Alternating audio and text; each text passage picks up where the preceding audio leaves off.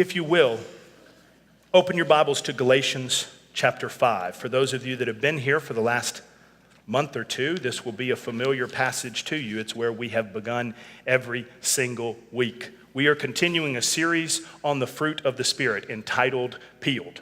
We are continuing a series entitled Peeled on the fruit of the Spirit. We have worked through these: love, joy, peace, patience, and all of those. We're almost at the end. This morning is gentleness, and next week is self-control, and we will be done with this series.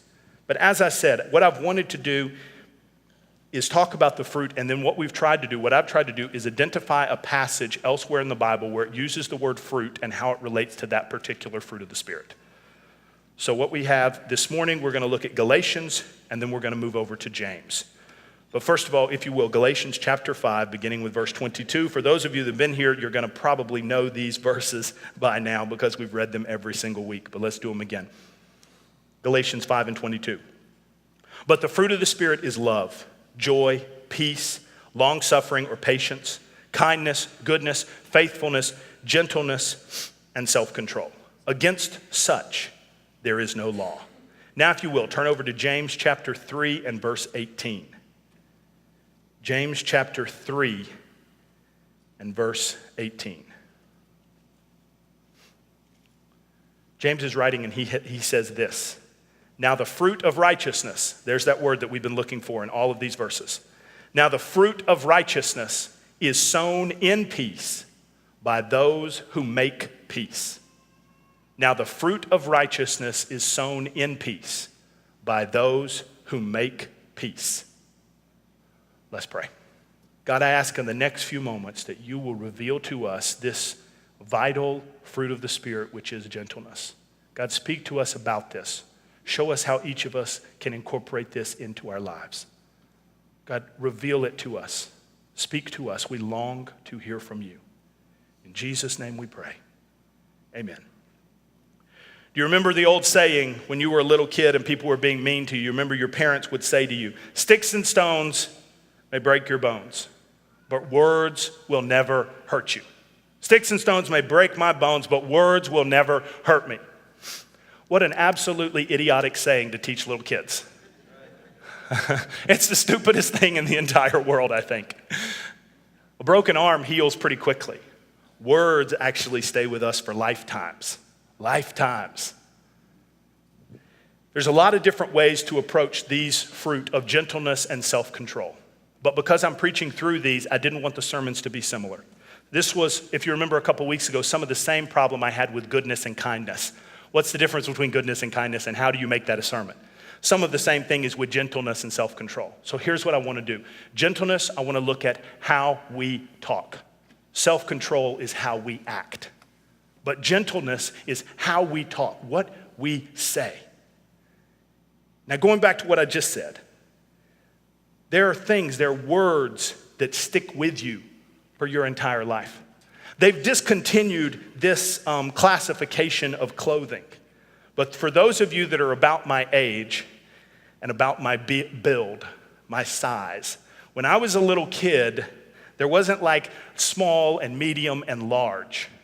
How many of you remember going shopping to like the Kmart? Let's show you how old I am. I don't even think Kmarts are around anymore. I'd go with my mom to the Kmart, and we'd be looking at clothes. Looking at these, oh, I like these pants, I like these jeans. And then I'd see my mom over there, and she'd say, Travis, you can't get those. Come over here with me in the, anybody remember? Husky section. Oh, I'd be like, okay. Is there a worse word in the human language to describe 11-year-old boys than the husky section? The husky section, that's awful. All the cool kids are in the smalls. I'm in the husky. It was the worst.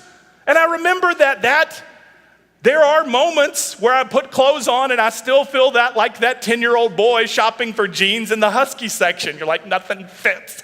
I hate my life. Because it's a word, the word husky, it stayed with you. I remember another one that when I was a kid, I've said this before, I loved baseball. And I went to a baseball camp, a summer baseball camp, when I was maybe 8 or 9. And when you're a kid, you don't want to be embarrassed or anything like that. And I remember we were doing batting practice, like the first day of the camp, just going up and swinging it 5-10 pitches. So I got up there, and I'm a lefty. I bat left-handed. So there's like 50 kids at this camp, and every single one is batting right-handed. And so I went up to bat left-handed. And the coach that was there, I don't know if he was trying to be funny or I don't know, he was just an idiot. So now see, that makes me look back because I'm speaking on words and gentleness, and I'm calling this guy an idiot. But he scarred me for life. This was 33 years ago. I still remember what happened. But I don't know if he was trying to be funny or hilarious or whatever. So I get up there to bat, and he goes, "Man, you're batting the wrong way. You're doing it wrong. That's the wrong way to bat." I was like, I don't know any other way to bat. I'm left-handed. So I remember the embarrassment when you're little like that, and the humiliation. Everybody's looking at me. Am I batting the wrong way? Am I doing it the wrong way? And then I'm embarrassed, and then I'm ashamed. And so what do? You strike out 10 straight times, and then you think to yourself, I am batting the wrong way. But I remember that. Sticks and stones may break our bones, but some words never, ever, ever leave us. And that's what I want to talk about this morning, is the idea of gentleness, and gentleness as represented through the words that we use. Now, I want to put a caveat on this sermon. I am not going to be dealing with how other people talk to you. I can't control that, and neither can you. What I want to look at is not bullies that say mean things to us. What I want to look at is, how are we talking to the people that are around us? How are we speaking to the folks that are closest to us? How do we talk to our family and our friends and our coworkers and to complete strangers? How are we using our words? So if you will, go back to James chapter 3. We read the last verse in that chapter, but I want to work through the beginning of that verse. So if you will, James chapter 3 and verse 3. James 3 and 3. James is writing, he says this, "Indeed, we put bits in horses' mouths that they may obey us, and we turn their whole body. Look also at ships. Although they are so large and are driven by fierce winds, they are turned by a very small rudder wherever the pilot desires." Again at verse 4. "Also look at ships. Although they are so large and are driven by fierce winds, they are turned by a very small rudder wherever the pilot desires." Now what James is talking about, we're going to look at it in the next verses. What James is talking about there is the tongue, but more specifically our words. He says, we put a bit in a horse's mouth and we turn it whichever way we want. We put a rudder on a boat and it goes wherever we want.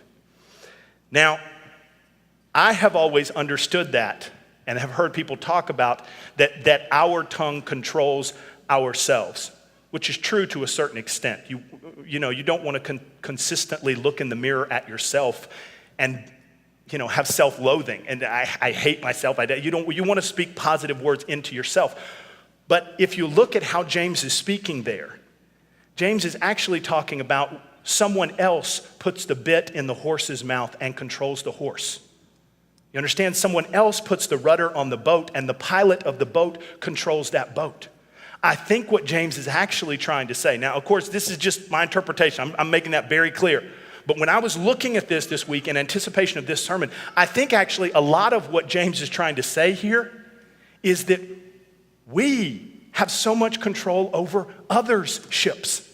We are putting bits in into other people's and turning them through our words, through either good words or bad words. We're turning them one way or another. So the first thing that we see is that our words are powerful. Our words are powerful. I think that often we lose track of how much power words have over other people. Especially, you have to be aware of your position, because your position actually can increase your power. And you have to be aware of that. For example, a guy in the church calls me a friend of mine, and he's wanting to talk, he's wanting to vent, he's wanting advice, he wants to know this is going on, somebody in the church here that's a friend. Often I will say to them, okay, are you calling me as a friend or are you calling me as a pastor? Because if they're calling me as a pastor, my words carry more weight not that I'm more important or anything else like that. It's just that when you go, hey, I'm going to call my pastor and talk to him, there is a power to that, as opposed to I'm going to call Travis, my friend, and talk to him. So you need to be aware of the position that you have, that our words are powerful, and you have to be aware of who you're talking to. Different words mean different things to different people. If you have more than one child, you understand exactly what I'm talking about. With our oldest, if I want to get our oldest attention, it works like this. Mark, Mark, Mark, Mark, Mark, Mark, Mark, Mark, Mark, Mark. And then he'll randomly, casually look up. Huh? Did you say my name? What? Okay. But with Owen, all I have to do is say, Owen, yes. And then with Liam, all I have to do is look at him and he starts crying. Right? So I can't yell at Liam like I yelled at Mark because they're different. Our words are powerful. If I yell Liam's name, he dissolves and goes in his room for like hours on end, right? Because they have different personalities. Our words have power. Our words have influence. Our position is powerful. And we have to remember that. We cannot just allow our words to be the rudder that drives somebody else's boat up onto the rocks. Now, I cannot control their words to your boat, but what you can control is the things that are in your control, which is how I talk to other people. And I don't want to be the person that is driving other people's boats up onto the rocks through careless words, through angry words, through words that are powerful that we forget. That is what gentleness is. Look, if you will, at Proverbs chapter 18. It'll come up on the screen as well, but Proverbs chapter 18 and verse 21. The writer of Proverbs knew the power of words. Proverbs 18 and 21. Death and life are in the power of the tongue, and those who love it will eat its fruit. But look at that first part. Death and life are in the power of the tongue. Our words are powerful. They carry weight. They stay with people. Like I said, I'm 40 years old now. It's probably been 33, 34 of 35 years, I don't know, since I went to that little baseball camp. I was just 7 or 8 years old. I still remember the embarrassment and the humiliation I felt when that guy told me in front of all those other little kids that I batted the wrong way. And I mean, let's be honest, how big of a deal can that be? Everybody in here has had someone in their life say something a lot worse to them than simply you're batting the wrong way. Our words are powerful. They are weapons. We must use them carefully and we must use them wisely. We can't just throw away careless words that wound others and drive their boats up on the rocks. Now, if you will, back to James chapter 3. We're going to look at other verses, but that's primarily where we're going to stay. So the first thing is that our words are powerful. The next, look at James 3 and 5. James chapter 3 and verse 5. We're going to pick up reading exactly where we left off. Even so, the tongue is a little member and boasts great things. See how great a forest a little fire kindles. And the tongue is a fire, a world of iniquity. The tongue is so set among our members that it defiles the whole body and sets on fire the course of nature. And it is set on fire by hell. Look again at the end of verse 5. See how great a forest a little fire kindles. It's fascinating. Think of all the words that James could have used to describe a weapon. He could have said, verse 6, it says, and the tongue is a fire. He could have said the tongue is a sword. He could have said the tongue is a spear. He could have said the tongue is all these weapons that were known to them. But he said the tongue is a fire. I think what James was trying to say in that is what? That once you start that fire and once it begins to burn, especially in a forest, he says that right before, see how great a forest a little fire kindles.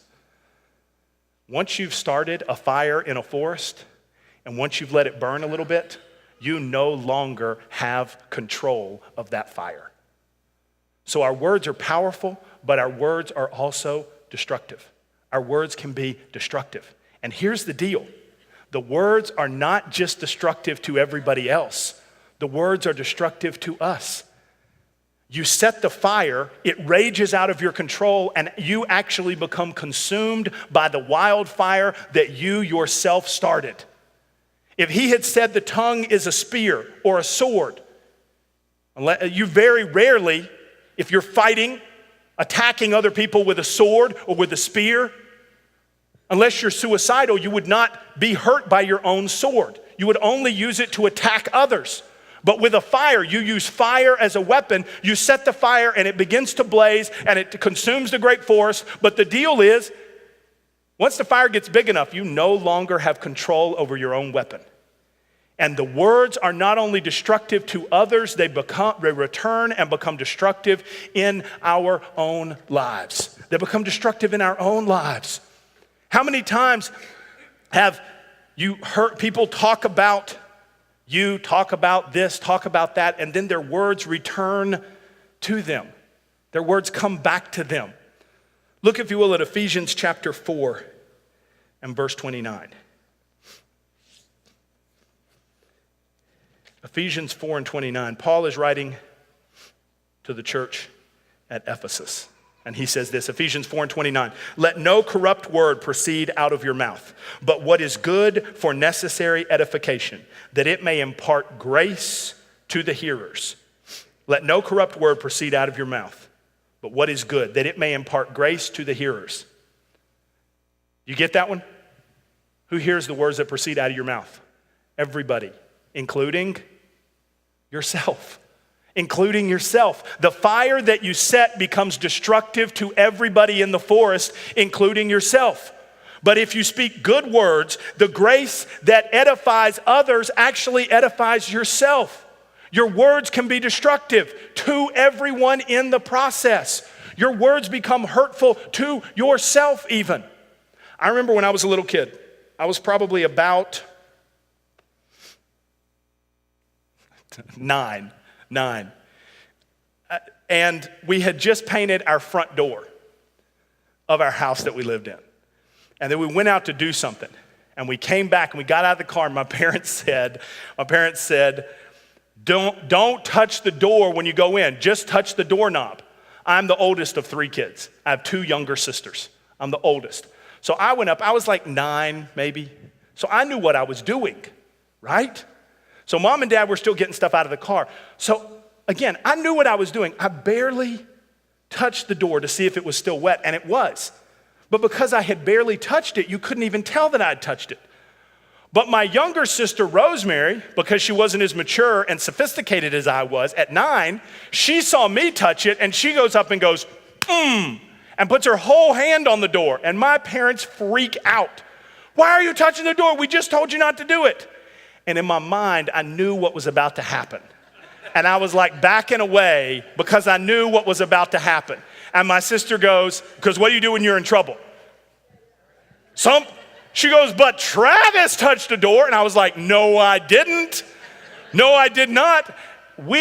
It was like an episode of CSI by the end because my dad was so mad, my mom was so angry, and it turned into a CSI episode. They had like a magnifying glass like Sherlock Holmes and sure enough, they got close enough to the door and there was a tiny little fingerprint right above the doorknob where I had touched it. And I had lied and lied and lied. No, I didn't do it. No, I didn't do it. No, I didn't do it. No, I didn't do it. When my dad finally found that fingerprint, what does the verse say?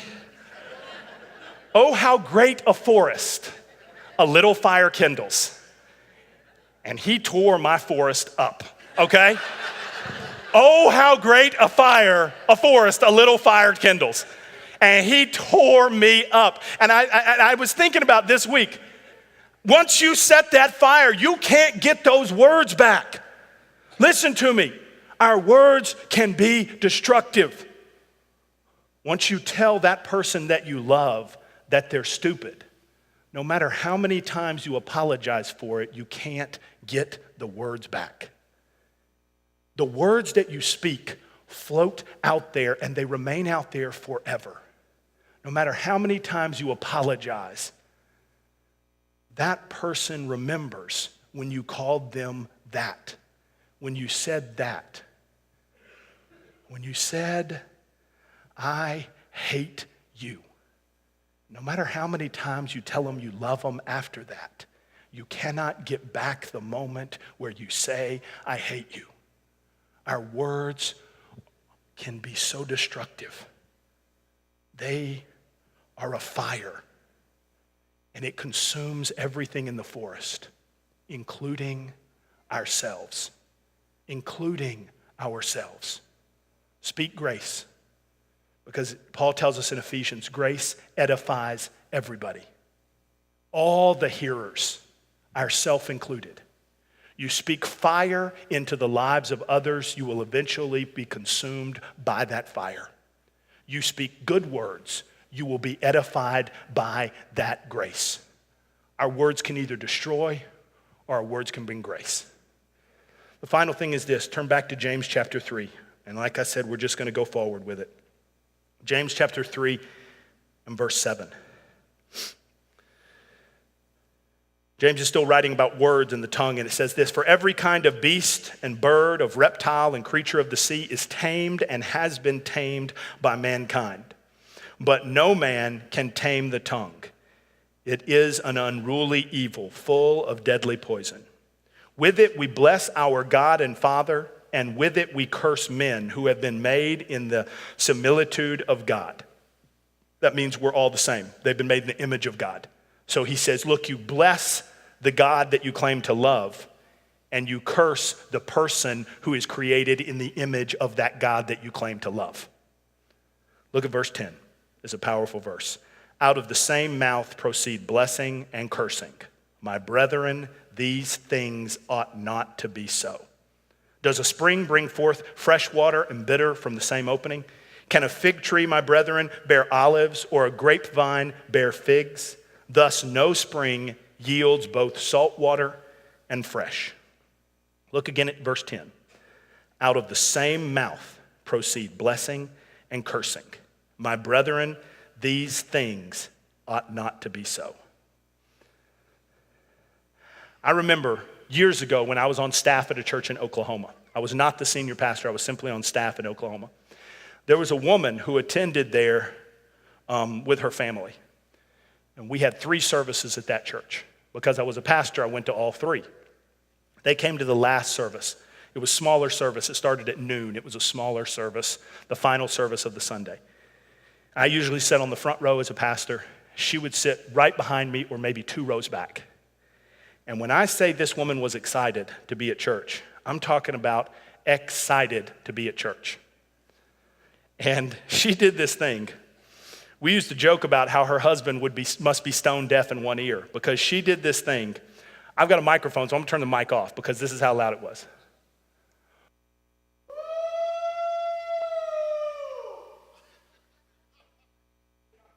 About the level of sound, I am not. And I'm talking about nonstop. Through praise, through preaching, that wooing was going. She was wooing and wooing and wooing. She was excited to be in church. But here's the problem with it. The rest of her life did not exemplify that same level of excitement to be at church. One time, they called all the pastors up to pray for folks. We had a prayer time at the end of the service. So a bunch of us went up, pastors, prayer team members. She didn't go. She was in her seat. A guy came up and was praying with me. I prayed with him. And then he turned around and started to walk back down the aisle. And she stopped him in the aisle and started talking to him. And then it looked like they were praying together. So I was just curious. And I knew the guy that had come up to ask for prayer. So I went up to him afterwards. I said, hey, what did she talk to you about? I was just curious. And he said, she told me that your prayer probably wasn't good enough and she needed to pray with me again. Oh, what a great fire we kindle. I was like, come on, man. My prayer's not good enough. He was like, yeah, she told me you didn't pray in a good enough prayer. She was going to pray with me again. So this lady was a very interesting lady. One time, a bunch of us are standing around talking, and her family came by and went around the corner. One of the ladies that was in the group said, "Man, that lady is crazy." And I said, "Okay," because I know what I mean by crazy, but I'm always curious what other people mean by crazy. So I said, "Well, what do you mean?" She said, "Well, I'm a nurse at the ER in town." And I knew she was. She said, I'm a nurse at the ER, work at St. Francis. And I said, "Okay." She said, about a year and a half ago, that lady's daughter got in a very serious car accident. She was not driving the car, but there was a car full of teenagers. The guy got in a car wreck, crashed the car, and it was a pretty significant accident. And she said her daughter came into the ER. I happened to be working in the ER that night. And the girl's foot and leg, her ankle, were really messed up. She's fine now, but it was a very significant accident, very significant injury. And they brought the girl on an ambulance. And the nurse told me that about 15 minutes later, the mom showed up. And the mom showed up, went in the ER, started praying for the daughter, praying for her, speaking in tongues, all that kind of stuff. And then right after that, she turned to the nurse and started cursing at the nurses. And then she started cursing at her daughter for being in the accident and doing dumb stuff. And then she went right back to praying. And then she went right back to cursing. I'm not getting a lot of laughter on that story. You wanna know why? Because my feeling is that one hits a little too close to home. Because we're in here and we raise our hands and we clap on Sunday morning. And then 24 hours from now, when we're driving back down into Atlanta, there's probably not a lot of hand raising going on when the guy in front of you cuts you off in traffic, right? Right? Listen, I'm human, I understand. If you think I'm not calling people idiots a lot, you're wrong, okay? I get it. But listen to me. James says, out of the same mouth proceed blessing and cursing. My brethren, these things ought not to be so. So we talked about that our words are powerful and that our words can be destructive. That could be for anyone. If I was just speaking at a Rotary Club, I could give those 2 points. What separates us as Christians, as believers, what separates us is this final thing, and it is this: our words must not be conflicted. Like James said, we cannot praise the God that created the people that we curse. Our words must not be conflicted.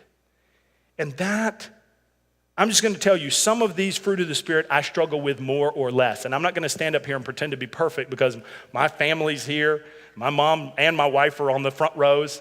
My son's graduating from high school this afternoon, so my in-laws are in the back, and they know too. I'm not going to stand up here and pretend to be perfect, pretend like I've got everything figured out. Some of these fruit I feel like I'm doing better on.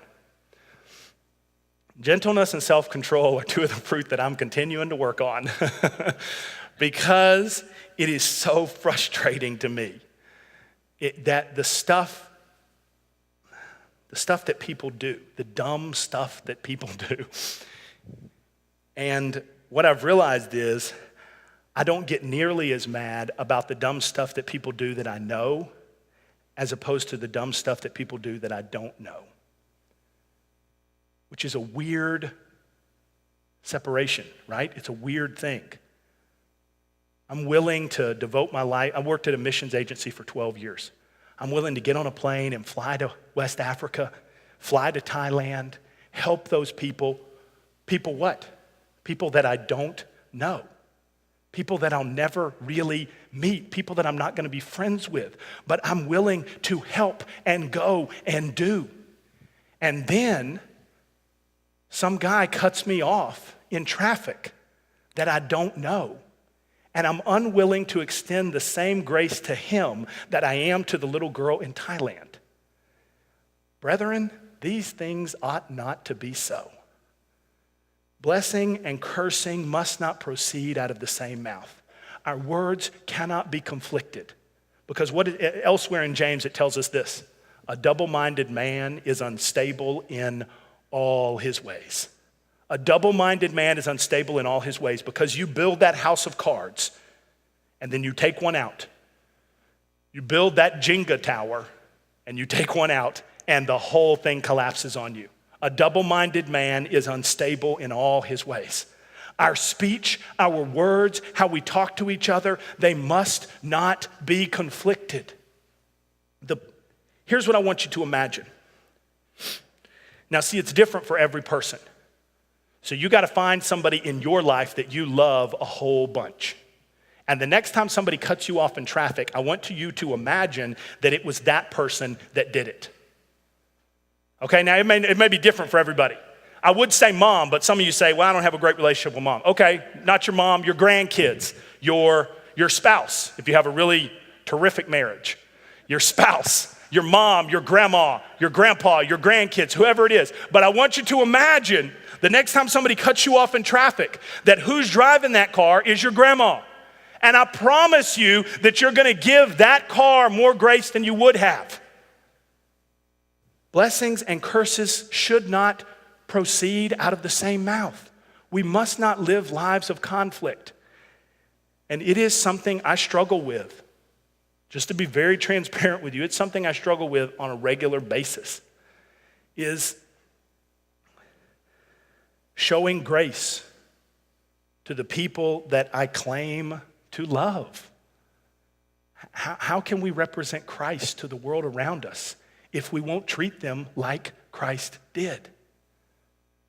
You will not find a single place in the Bible where Jesus called somebody an idiot or Jesus called somebody a road hog. I've been debating this story. I'm going to tell the story anyway. Because it's not Mother's Day. I'm going to tell the story anyway. I wouldn't embarrass her on Mother's Day. So I'm about 12 years old, and we're driving to church. We're driving to church one day, and we're coming up to a four-way stop. And the person, we get there, my mom's sitting there, she's about to go, and some dude just blows through the four-way stop and turns right in front of my mom. She lays on the horn. She's like, "You road hog, get out of the way." And she starts yelling at this person. So we keep going, and we're following this car. And it's just going down the road. And I said, "Mom, this car's going the same way we are." And she's like, "Yeah, this guy, I can't believe he did that." And then he puts his blinker on. I'm like, "Mom, I think he's going to the church." She's like, "No, he's not going to the church." I'm like, "I think he is, Mom." And he pulls in the church parking lot, and we pull in after, and he goes and parks, and it's the associate pastor of the church that we go to. I was like, "Mom, should I tell him what you said?" And she's like, shut up. No. Right? What you need to imagine is there was never a point, there was never a moment. Jesus loved the masses as much as he loved Peter. There's numerous places in the New Testament where it says, "And Jesus was moved with compassion for the masses." Are we moved with compassion for the masses, or are they simply vehicles that are in our way from getting to work on time? Are they simply somebody in the express lane with 25 items instead of 10? Oh my God. I'm serious. Oh, right? And you're like, gentleness, God. And it's like 50 items in the express lane. Are you kidding me? Regardless, what I want you to do is try to remember how Jesus responded to those people. It never says, "And Jesus was frustrated, and Jesus was angry, and Jesus was irritated." It says, "And Jesus was moved with compassion for the masses." Our words must not be conflicted. Out of the same mouth proceed blessing and cursing. My brethren, these things ought not to be so. Well, let me close with this. You say, okay, well, you've read from James, you've read from Ephesians and these different things. What does Jesus have to say about it? I'm so glad you asked. Turn to Luke chapter 6 and verse 43. Luke chapter 6 and verse 43. Jesus is speaking and he says this. Luke 6 and 43. "For a good tree does not bear bad fruit, nor does a bad tree bear good fruit. For every tree is known by its own fruit. For men do not gather figs from thorns, nor do they gather grapes from a bramble bush. A good man out of the good treasure of his heart brings forth good, and an evil man out of the evil treasure of his heart brings forth evil." The final sentence is the key. "For out of the abundance of the heart, his mouth speaks. Leave that up there for me. Out of the abundance of the heart, his mouth speaks. When somebody does something that really makes you angry, when somebody does something that really frustrates you, that really irritates you, when somebody does something that they shouldn't have done, how you respond is who you are. Who you are is not what you do in here during praise and worship. Everybody sings. Most folks put their hands up. Everybody's happy. When somebody does something wrong to you, how you respond in that moment is who you really are. What we want to think is we're somebody else. Jesus said, out of the abundance of the heart, the mouth speaks. That's what I want to challenge us with, myself included. Because ask around. If you think I've got this one figured out, I don't. I feel like I got a lot more joy and peace than I have gentleness and self-control. But how we respond in moments of frustration and irritation, how we respond there is who we are. That's what I want us to work on in the weeks and months ahead. Out of the same mouth proceed blessing and cursing. These things ought not to be so.